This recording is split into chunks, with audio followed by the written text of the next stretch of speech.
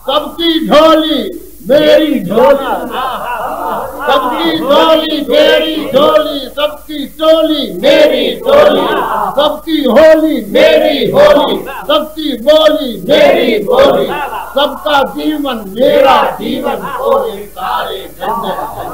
बहुत मुमताज शख्सियत जनाब फरासत रिजवी साहब से नहमदुहु व नुसल्ली अला रसूलिहिल करीम अस्सलातु वस्सलामु अला खातिमुन नबीयीन।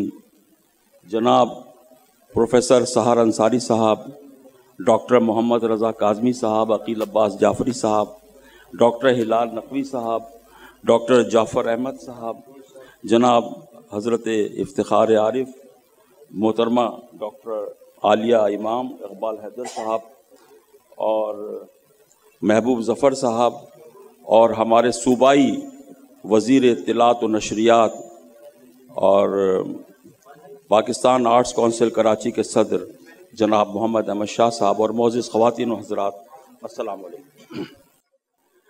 जोश साहब के महासिन कलाम के बारे में कोई बात करने का ये मौका नहीं है, और आज का हमारा सिर्फ मौजू ये है कि हम ऐवान जोश के हवाले से कोई बात करें।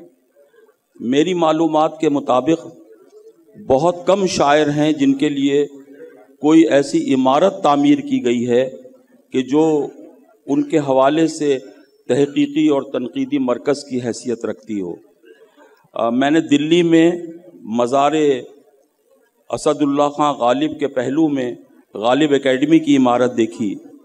अल्लामा इकबाल एकेडमी के लिए लाहौर में ऐवान इकबाल मौजूद है, और डॉक्टर जमील जालवी साहब के नाम पर एक रिसर्च इंस्टीट्यूट और लाइब्रेरी जो है कराची यूनिवर्सिटी में कायम है। और मैं ये समझता हूँ कि ये चौथा इदारा है। इफ्तिखार आरिफ साहब तशरीफ़ रखते हैं, जब लखनऊ में मीर एकेडमी कायम हुई और मकबूल अहमद लारी साहब जो बहुत रईस और सरवतमंद लोगों में हैं लखनऊ के, उन्होंने उसको फाइनेंस किया और मौलाना खैर बहोरवी उसके सदर थे, लेकिन उन्होंने मीर एकेडमी के लिए इतने सरवतमंद होने के बावजूद भी कोई इमारत तामीर नहीं की। तो इस इमारत का तामीर होना एक बहुत बड़ा मौजज़ा है, एक बहुत बड़ा वाक़या है। बल्कि मैं तो ये कहूँगा कि जोश साहब की वफ़ात 22 फरवरी 1982 के बाद जोश साहब की अदबी ज़िंदगी के हवाले से 4 बड़े वाक़यात हुए, और उन चारों बड़े वाक़यात के बहुत दूर रस और बड़े मुस्बत असरात जो हैं वो जोश साहब की शख्सियत और उनके फ़न पर पड़ रहे हैं और आइंदा भी पढ़ते रहेंगे। सबसे पहला जो वाक़या हुआ, जो अदबी वाक़या, जो एक बहुत ही ग्रैंड इवेंट है, वो है जोश साहब के 26 मजमुओं को 3 जिल्दों में उनकी तदवीन करना, उनकी तरतीब करना, उनकी तालीफ़ करना। ये काम किया डॉक्टर हिलाल नकवी साहब ने। ये कोई मामूली काम नहीं, ये इतना बड़ा काम है कि इसका अंदाज़ा जो है कोई आम शख्स नहीं लगा सकता। जोश साहब के बारे में एक थीसिस भी डॉक्टर हिलाल नकवी ने वज़ा किया, जो आज मैं हिंदुस्तान पाकिस्तान के दानिश्वरों से सुनता हूँ। आप लोग भी ये बातें करते होंगे, लेकिन इसके ओरिजिनेटर जो हैं वो डॉक्टर हिलाल नकवी हैं। उन्होंने हमें सबसे पहले ये बताया कि जोश साहब के साथ ज़्यादती का जो सबसे बड़ा सबब है, यानी मारूज़ी तौर पे उन्होंने उसको पिन पॉइंट किया और कहा कि वो ये है कि 1970 में जब यादों की बारात शाये हुई तो जोश साहब को यादों की बारात की ऐनक लगा के देखा गया, और जोश साहब की शायरी के हवाले से उनको पहचानने की कोशिश नहीं की गई। और उनकी शायरी एक बहरे ज़ख़ार है, एक समंदर है, एक सहराए बसीत है, एक जो है बहुत बड़ा एक अल्फाज का जंगल है, और न जाने क्या कुछ एक कहकशानों का मजमुआ है, जहाँ अल्फाज की मुतरादिफ़ात की कसरत है, जहाँ उलूए फ़िक्र है, जहाँ तख़य्युल की बुलंदी है। तो वो उस तरफ कोई तवज्जो ही नहीं की गई। और जोश साहब सिर्फ शायर इनकलाब और शायर रूमान और शायर शबाब ही नहीं थे। नक्शो निगार में आप उनके क़तात पढ़ें, जो उनके तमसीली क़तात हैं वो बहुत मुनफरिद और बड़े यूनिक हैं। और उसके बाद जो हिंदी तर्ज में उनकी नज़में हैं, آپ وہ دیکھیے، پیٹ بڑا بدکار ہے بابا، پیٹ بڑا بدکار، کتا سوئے صوفے پر اور انسان پہرے دار، پیٹ بڑا بدکار ہے بابا، پیٹ بڑا بدکار۔ یا یہ جو فلم بنائی ہے ایک تارا بولے جھنج، آپ دیکھیے کہ یہ کتنی اس میں کیسی مقامیت اور کیسی ایک ہندوستانی اس کے اندر ایک کلر ہے، اس پر ہم نے بات نہیں کی۔ اور نہ جانے کتنے رنگ ہیں، کتنے اسالیب ہیں۔ ہم نے بس یہ دیکھا کہ جوش صاحب نے 18 عشق کیے۔ جوش صاحب کا عقیدہ یہ تھا، وہ ملحد تھے کہ شیعہ تھے کہ کافر تھے کہ سیکولر تھے کہ ایگنوسٹک تھے کہ متشکک تھے، وہ کیا تھے؟ ہم ان چکروں میں، ان باتوں میں پڑے رہے۔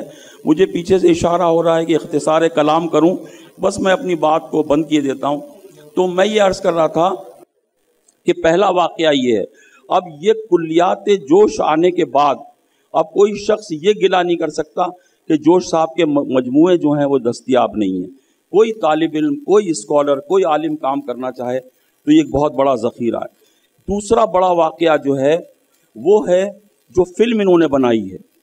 یہ فلم جو ہے یہ آئندہ نسلوں کے لیے ہے۔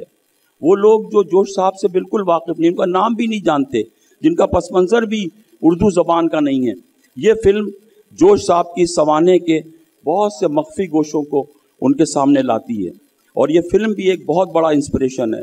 تیسرا بڑا واقعہ جو ہے وہ ہے محمل و جرس کی اشاعت۔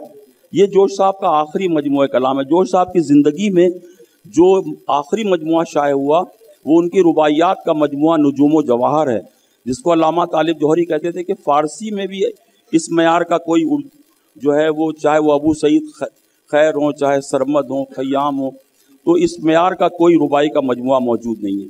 تو نجوم و جواہر آخری بار ان کی زندگی میں جو کتاب شائع ہوئی وہ 1967 میں نجوم و جواہر تھی۔ اس کتاب کی اہمیت یہ ہے کہ یہ جوش صاحب کا آخری مجموعہ کلام ہے، گو کہ ان کے 40-45 ہزار اشعار حرف آخر کی شکل میں موجود ہیں، اور ہمیں امید ہے کہ وہ بھی شائع ہوں گے۔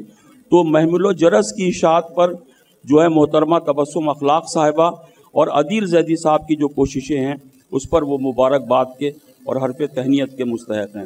اور چوتھا بڑا واقعہ وہ ہے جو آپ کے سامنے ہے، یہ عمارت ہے۔ یہ عمارت جو ہے یہ جوش صاحب سے محبت کا اظہار کرتی ہے۔ اس کے در و دیوار میں جوش صاحب کی خدمت کی آرزوئیں موجود ہیں۔